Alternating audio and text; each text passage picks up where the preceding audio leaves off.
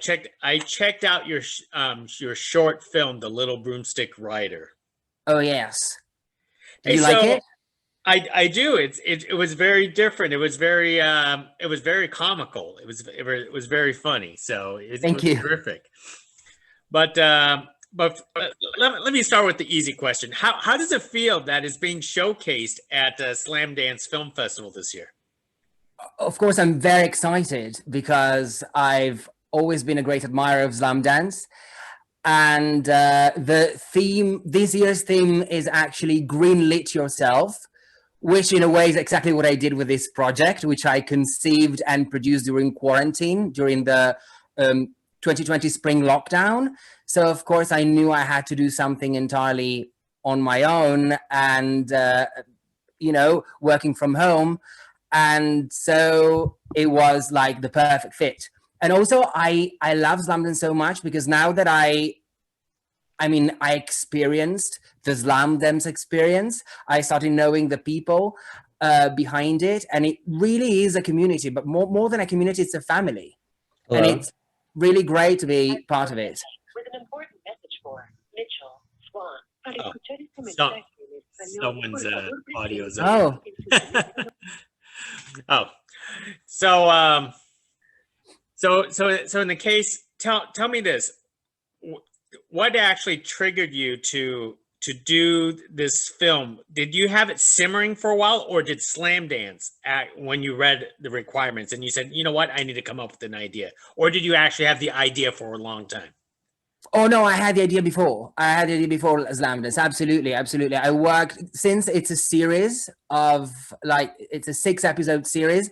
I worked on it the entire spring because from the moment I had the idea, I knew I had to work and to work hard for a long time because of course I could not rely on anybody.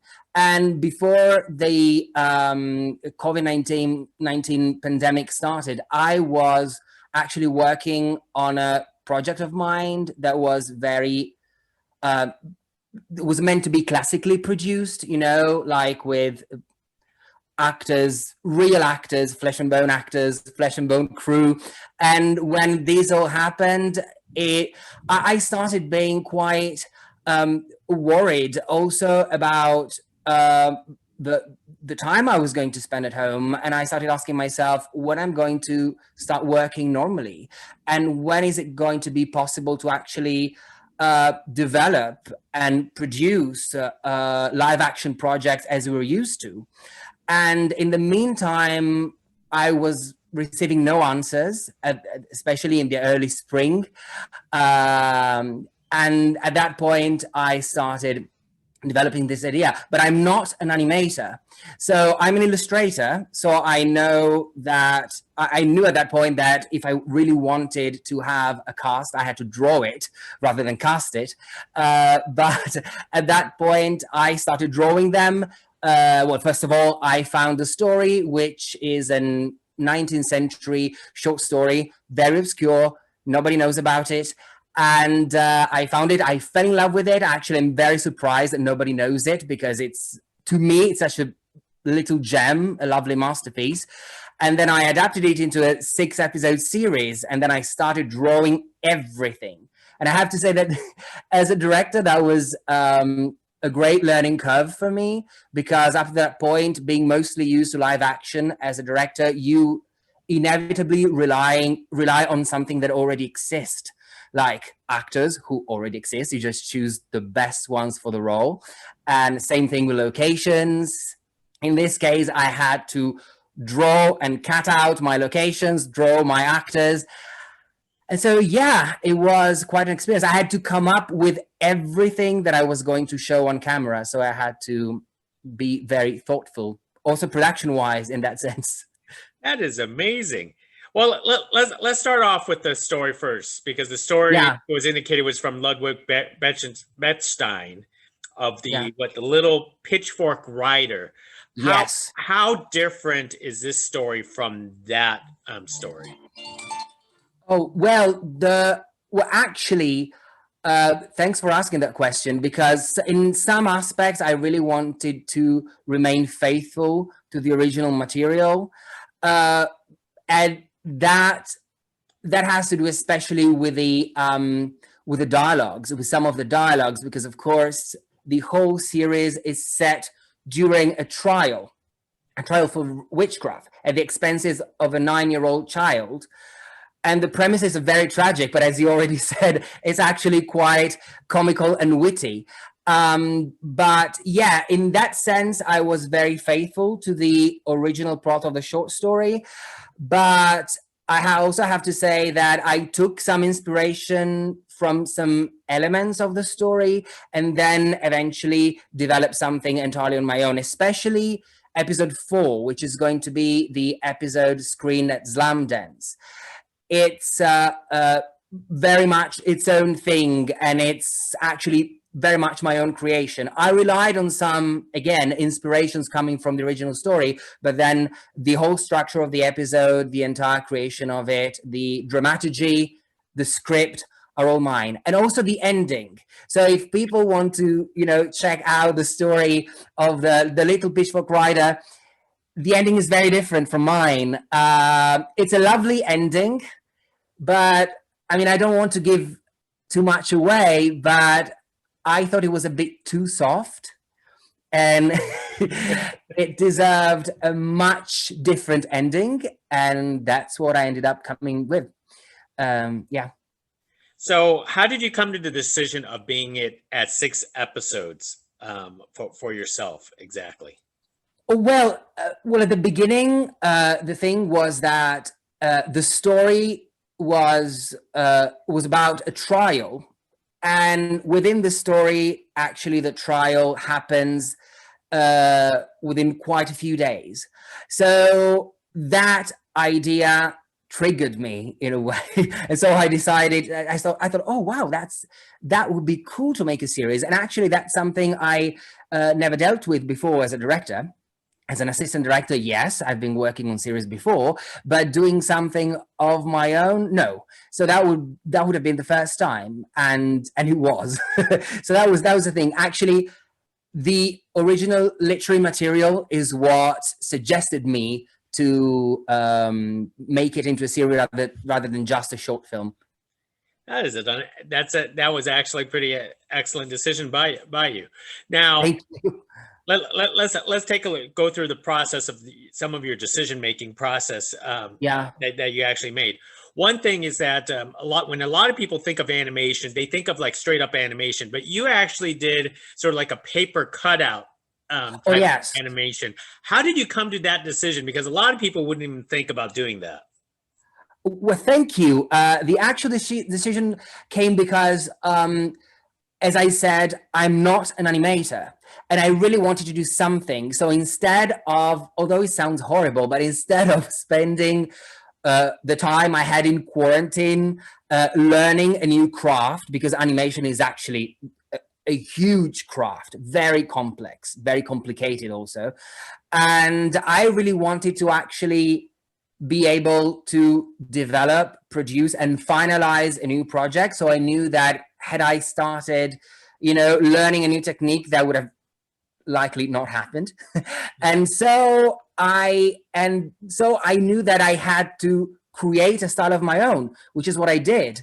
And in a way, I relied on puppet theater and toy theaters, as well as, silent cinema in a way, which are all different styles and techniques and genres that I love. Some of those references were technical references, were quite deliberate. Others were not. They just, bubbled up from within. So I ended up creating this style of mine. And at the very beginning, being alone at home and working on it, I wasn't really sure whether it was a good idea or not. Because, when you don't have anybody to exchange creative thoughts with, it ends up being something quite sterile, or at least it can be something quite sterile. And so I was very lucky, though. I have 2 great friends of mine who are 2 very respected people within the field of animation. One is named Luca Pisanu, and he's concept artist at DreamWorks in LA. And another one is called Donato Sansone, and he's considered one of the geniuses of the new generation of animators. So I knew I had the right people to show my my original experiments to. And also the good thing is that both of them, they don't sugarcoat their opinions. They tell you what they think.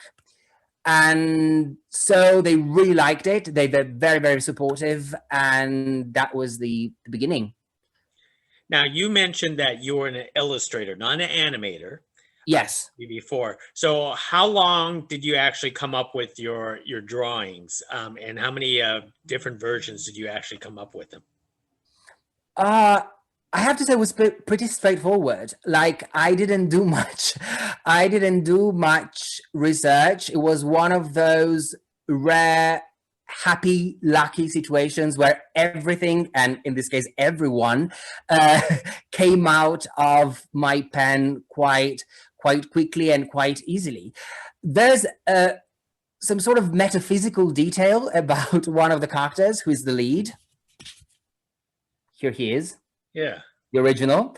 And I had drawn him like a year before, and I had started thinking about, you know, doing some attempt with this style of mine that I developed with him as a character, but I couldn't find a story at first. So I was quite desperate, quite artistically desperate. And then at some point, I remembered I had here on the shelves this old book that I had found in a secondhand bookshop, which was Bechstein's collection of witch tales. I opened it, started reading, and then I found the story of the Little Pitchfork Rider, and I thought, oh God, this is a sign. This is it, because I had already decided, you know, to do something with that character, and I had to find the story. And then the story came to me, which is something that never happened to me before. It was quite weird now that I think of it. But then I started drawing several versions of him, like these ones. Yeah. Yeah. Yeah. Several versions of him that the audience will see. And yeah, that's how it came into being, and that's how I started making him work and him coming to life, as well as the other characters. After him, everything came quite naturally. So one of the things that I was also astonished is that technically your short film has no voice dialogue. You only have the little sign dialogue. How did you come to that decision? You could have easily created you know, 6 voices on your own during the pandemic, but I could have done it. I didn't want to. Also, I didn't want to rely on actors whom I knew and befriended, but that I knew I couldn't/wouldn't pay for this thing. So, because at the beginning, when it started, it was something very, very personal. I was actually doing it for myself in a way, because I was there totally incapacitated during quarantine. So I wanted to do something. But then when it started really taking shape, at that point, I'd already developed this style, which again is what reminded me of silent cinema. I thought, oh, maybe this is a good idea, because I never saw it done. I've never seen it done before. So I thought, oh, maybe that's the way to go. And so I did. So during the production, how did you actually film this out? Did you just had like a camera set up, and then you just basically had like what? Yourself holding the sticks up and down? And I mean, how do you direct yourself doing all this? I mean, if you, at some point, I think I will publish some pictures of it, because if you looked at my set, which was on my desk here at home, it would look very, very poor and humble, because basically it was simply pieces of paper taped up to stuff that I had found around the house, like books or other, you know, vertical objects I could stick the stuff to. So it looked very precarious in a way. aesthetically. But the great thing is that I filmed it with my phone, actually, this very phone, and I was the moment I created the frame. The funny thing is that this world really became alive, came into being, and so I was very, very careful of setting the frame, as you always do, by the way. But in that specific case, I was particularly attentive because I didn't really want anybody to see the surrounding miseries, which was my desk full of stuff, cutout paper, glue, scissors, all of that. Yeah. So yeah, it was a very intimate, simple, very, very simple location / set. So how long did that overall took you to do your hand puppetry, filming and all this kind of stuff? Yeah, considering I was not doing anything else, because first of all I started to do the writing, but I actually every time I ended writing an episode, I started filming and directing it. So this was my process. Basically, I reread the story, or at least the bits I was going to turn into specific episodes. I would write down my script, and I didn't use any program. It is all handwritten. So this is a very DIY project from beginning to end. And after that, I started writing all the cards, all the bubbles with a written text. And then I started shooting. So the whole thing, I think I ended the series 3 months after I started it. So the whole thing, was like 3 months. 3 months, wow. Yeah. 10 minutes a month. On my own. I was entirely on my own, except for some precious help from my father, whom I was spending the quarantine with. And he was very, very helpful in helping me with the engineering of the sets, because I drew them, I cut them out, but then I didn't really know how to let them stand. So he was more of an engineer mind than I am, and he helped me out with that. Very precious help. But besides that, I've done everything on my own. And I have been actually toying with this idea for a while. Is it possible to make a cinematic product entirely on one's own? Because that was something I had been thinking of quite a few years. As a director, especially, when you would like to do something, you don't really know if you have the money for a very personal project, maybe something very experimental, and you don't really know how to do it. So I had started asking myself that. But quarantine, it's weird to say that, but quarantine was actually the occasion for me to start not just thinking about it, but practically doing something that ended up becoming the Little Broomstick Rider. Now, one of the things that I think worked out very well is that your usage of music to basically, speed up or slow down your storyline. Through this. So could you talk about you using the music, choosing the appropriate music for this? Yes. So the thing is, again, thank you very much for this question, because this is a subject that is very dear to me. Music is very, very important to me. It always has. I started working as an assistant director. Actually, before I started working as a director, I started working as an assistant director, not on film, but on opera. And I'm a huge Mozart fan, and Richard Strauss fan. So I always tend to do my own personal music research for my projects.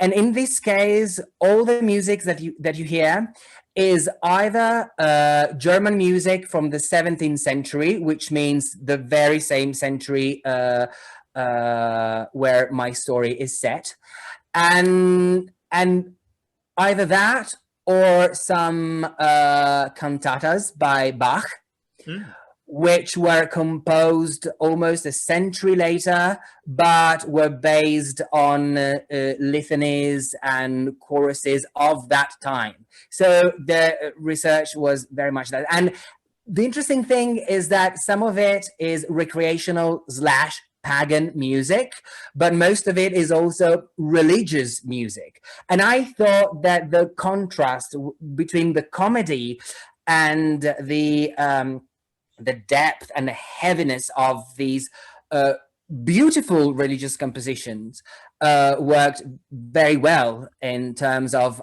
both irony and sarcasm, because there's plenty of these two things within the series. So I thought that was the best, marriage I could possibly find.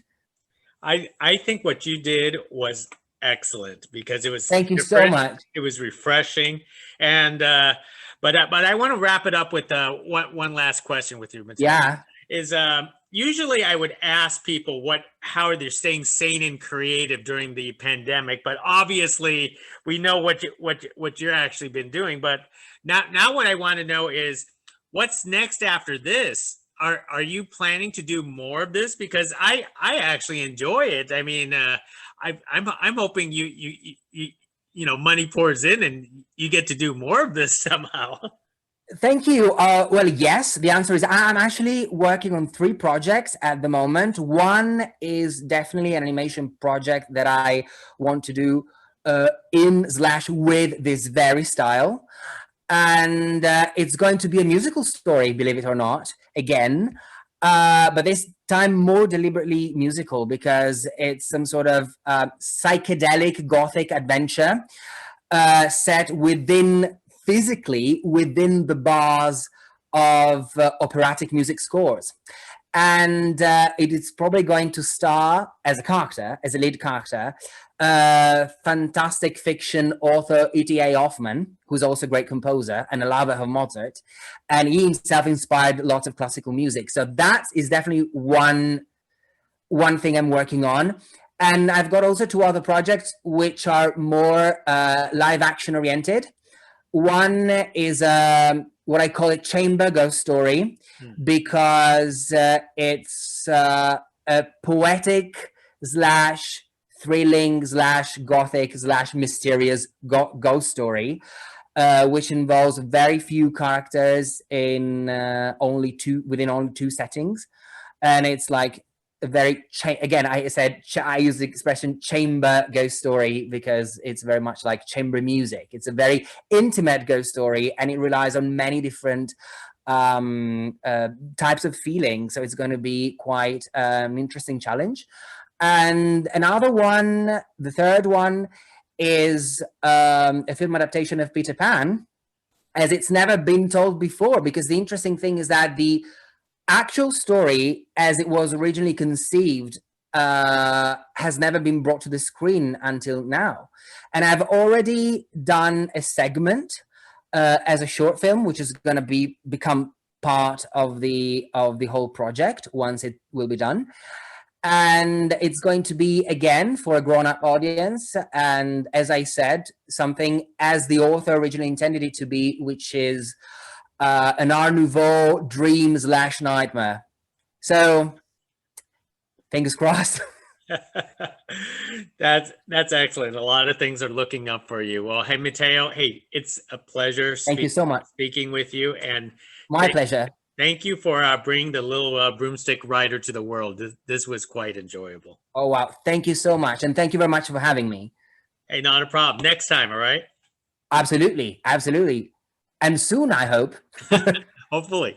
Thank you. Bye now. Bye. Thank you. Bye.